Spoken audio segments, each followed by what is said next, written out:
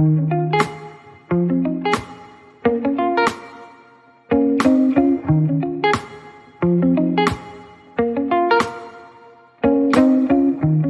amigos y amigas, bienvenidos a un episodio muy especial de La Loma Rosa. Hoy tengo por acá el placer de estar con una amiga que no es colombiana, que es peruana y que cuando decidimos abrirle las puertas de La Loma Rosa gustosa nos dijo que sí, y espero que su historia pueda conectar con la historia de muchas mujeres que yo sé que la pueden estar pasando de la misma manera.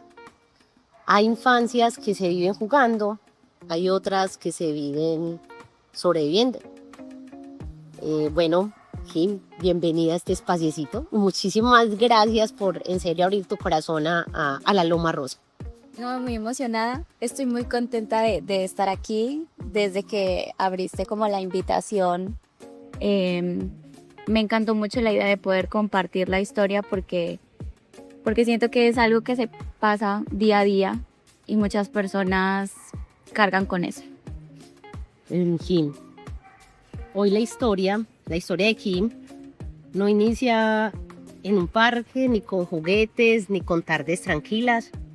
Empieza con una niña que aprendió demasiado rápido que equivocarse traía consecuencias. Y por eso Kim está acá, porque en La Loma Rosa no solamente contamos historias que duelen, sino también esas historias como sanan. Kim, cuéntanos un poquito de tu infancia. ¿Cómo fue la infancia de Kim? Cuando uno es niño, por lo general siempre está pensando en los amigos, en cómo vamos a jugar, en ir al parque, en el helado, en los dulces.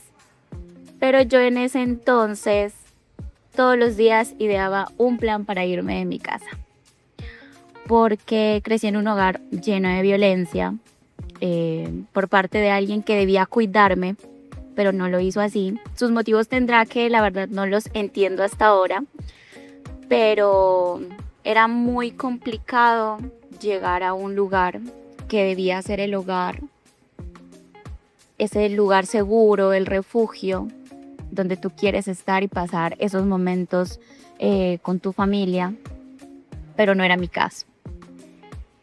Me encantaba estar por fuera, en el colegio, compartiendo con los maestros, pero idear el plan para irme implicaba muchas cosas y eso me tomó muchos años hasta que por fin pude irme.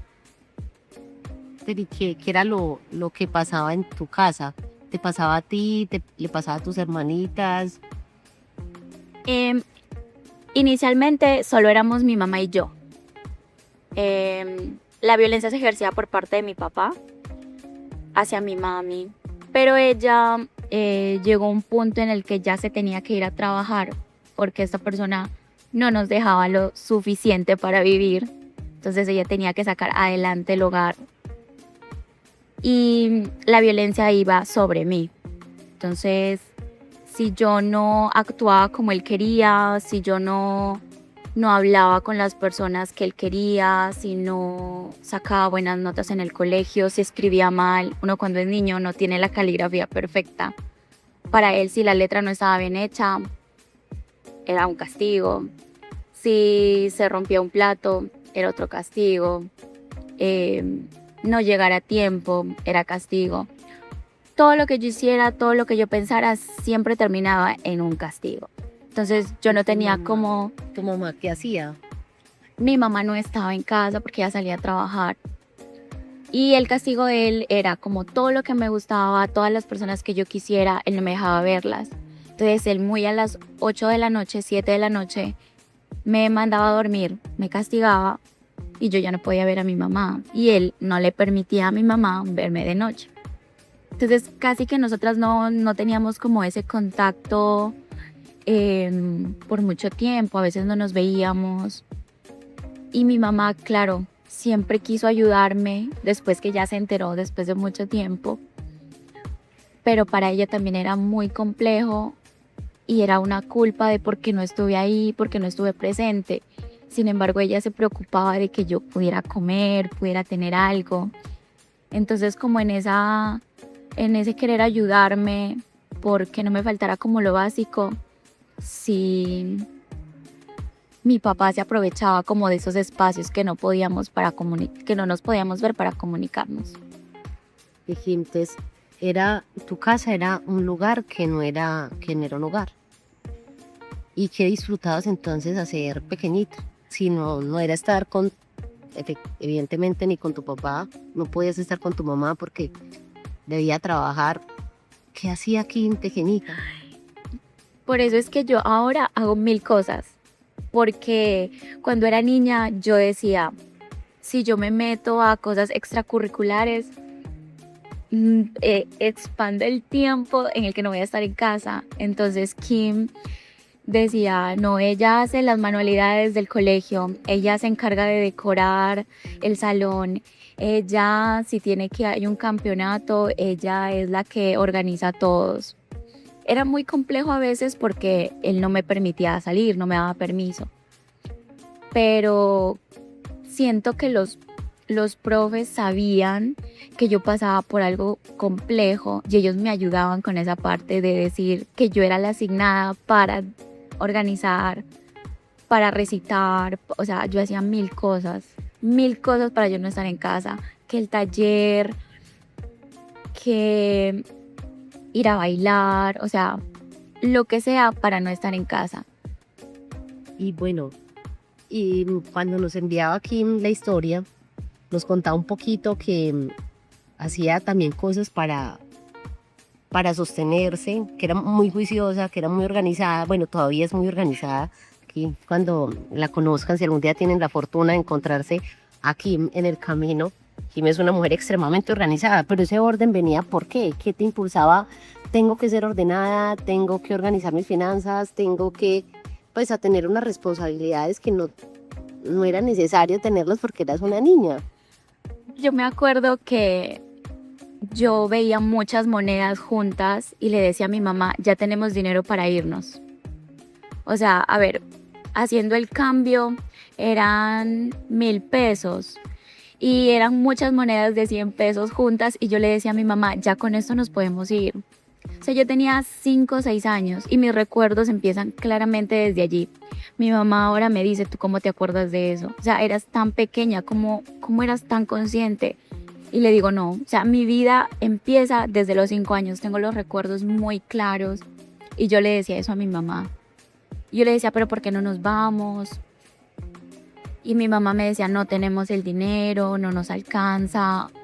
Mi papá prácticamente nos mantenía encerradas, era yo del colegio a la casa, yo no iba a jugar, no salía a jugar, pues no me permitía tener como amigos, porque yo no podía socializar con nadie, no podía hablar con nadie. Y pues imagino que iba como por el tema de que yo no le contara a nadie lo que estaba pasando. Entonces siempre era muy apegada a mi mamá, pero cuando ella hacía todo lo posible para que a mí no me castigaran. Y en esa idea de querer irme y de todos los días tener un plan y decir me voy a ir, mi mamá me dijo necesitamos dinero para irnos. Entonces yo en los miles de talleres que me metía aprendí a hacer pulseras. Y tejía y tejía y tejía y las vendía. Y con eso decía yo me voy a ir. O sea, tenía como ese ahorro de me voy a ir. Yo no pensaba en el regalo de fin de año, yo no pensaba en un dulce, pensaba en irme. Esto es mi ahorro para irme. Y luego ya más grande empecé a hacer tortas, pasteles y también los vendía en el colegio y ahorraba mucho para poder irme. Entonces era aprender a organizarme porque ya para eso también a los 8 años había nacido mi hermana. Entonces yo ya era hija, estudiante, mamá de mi hermana, porque como mi mamá se iba a trabajar, yo me hacía responsable de ella. A veces me tocaba llevarla al colegio. Y Adquiriste un montón de responsabilidades sin estar lista. Pues era como que te tocaba porque era lo único que había. Nikim, ¿y por qué guardar silencio? Las instituciones, el colegio, ¿por qué no contarlo? ¿Por qué no decirlo? ¿Por qué no manifestar en mi casa está pasando esto? ¿Qué pasaba por tu cabeza en ese entonces? A mí me daba mucha pena. O sea, pena de decir como me están golpeando. O sea, yo no sé, o sea, en ese pensamiento de niña era como qué pena que sepan que me están golpeando. ¿Cómo le digo a un profesor o a alguien, mi papá me está haciendo esto? Porque, o sea, mis recuerdos eran que yo veía a los papás que llegaban, les compraban el helado a la salida a los hijos, los domingos familiares. Sin embargo, lo mío no era así. Entonces yo decía como, y mi papá me hacía sentir como culpable. Si yo me reía, ¿por qué me reía? Que qué había hecho en el colegio, que seguro estaba con alguien. Entonces era como, si yo me reía, era por algo que había hecho. Si yo se me rompía un plato lavando la loza, que estaba nerviosa, que algo había hecho. Entonces siempre terminaba siendo mi culpa. Entonces yo decía como, claro, si yo le digo a alguien, va a terminar siendo mi culpa. Entonces, pues no hay Creías sentido. que te iban a castigar más, claro, entonces había vergüenza, había también miedo a que no te creyeran, ¿cierto? Miedo al castigo. Bueno, ¿y por qué romper el silencio? ¿Por qué contarlo? ¿Qué le quieres decir a esas mujeres que nos pueden estar escuchando? O también a esos muchachos, a esos niños, ¿cierto? Que hoy pueden estar viviendo algo similar. Decidí contarlo porque siento que muchas personas pasan por esto. La violencia se vive todos los días, de parte de papás, de la familia en general, de la pareja. Y, y yo por muchos años me sentí culpable de no contarlo, porque después que yo ya vine para Colombia y salí de mi casa, la violencia cayó sobre mi mamá y sobre mis hermanas. Entonces yo me sentí muy culpable y decía, si yo hubiese hablado antes, si yo lo hubiese denunciado. En el momento en el que yo tenía pruebas, en el que yo estaba mal, porque en algún momento me golpeó tan fuerte que yo quedé inconsciente. No podía ver y no pude caminar por casi un mes, por la paliza tan fuerte que me dio. Entonces yo dije, en ese momento pude ser como esa prueba para que él al menos le den como ese sustico, Ese castigo. ese castigo, pues sí que necesitaba, pero como te digo, a uno lo hacen sentir tan culpable que uno dice, no, pues sí es mi culpa. Y si yo voy y no me creen, si yo denuncio, y también era, y si yo denuncio y se lo llevan, mis hermanas, ¿qué van a decir? Me van a odiar, voy a destruir mi hogar. O sea, eran todo ese tipo de pensamientos. No era solamente lo denuncio y ya, deja de golpearme a mí, sino era ver como todo ese entorno que se iba a ver afectado. Y contarlo creo que nos hace libres, o sea, nos hace sentir ese peso menos y pienso que así ayudo más que quedándome callada. Entonces, eso aligera la maleta. Ay, sí. Contarlo aligera la maleta, te quitas unas cargas. Nikim, yo sé que eso no estaba en la historia y no estaba en lo que íbamos a conversar, pero ¿cómo hiciste para salir de ese yugo?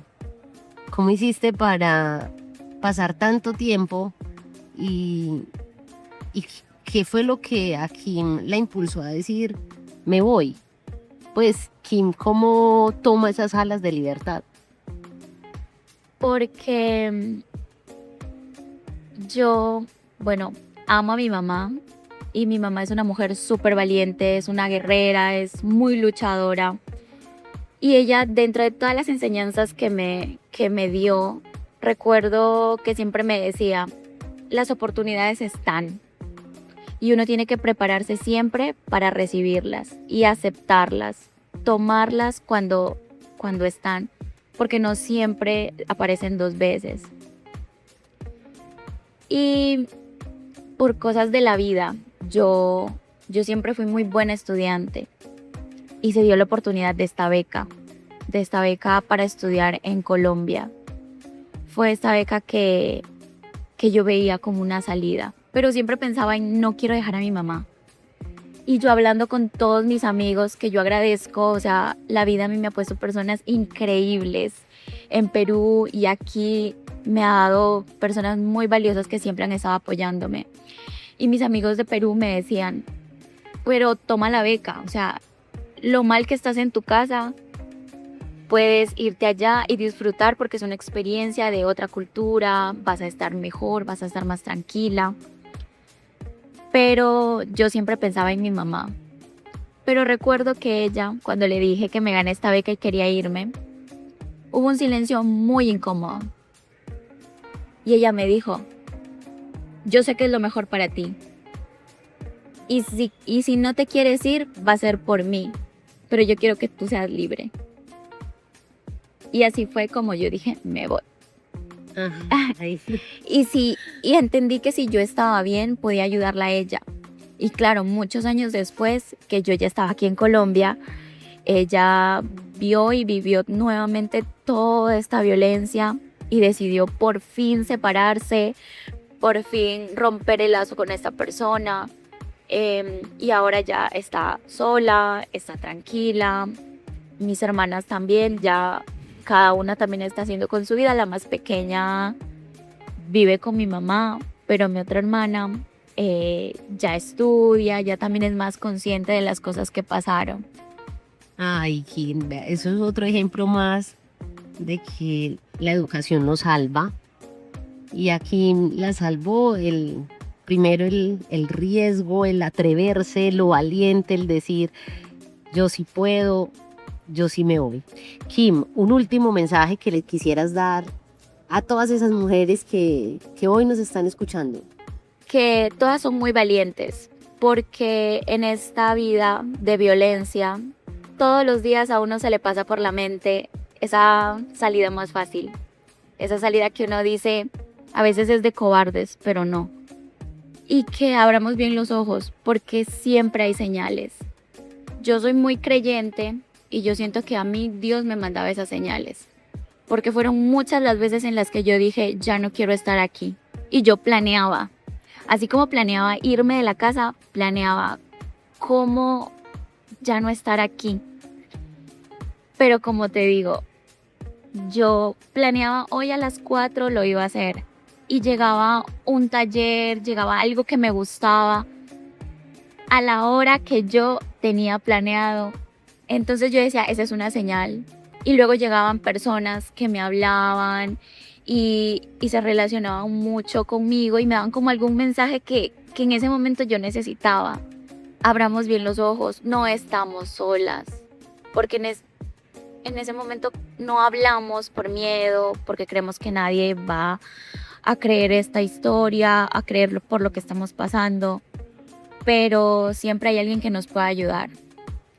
A mí lo que me ayudó mucho es saber que mi mamá me iba a apoyar, que ella iba a estar allí, que aunque ella también estuviera pasando por esa violencia, ella iba a tratar de que yo fuera feliz.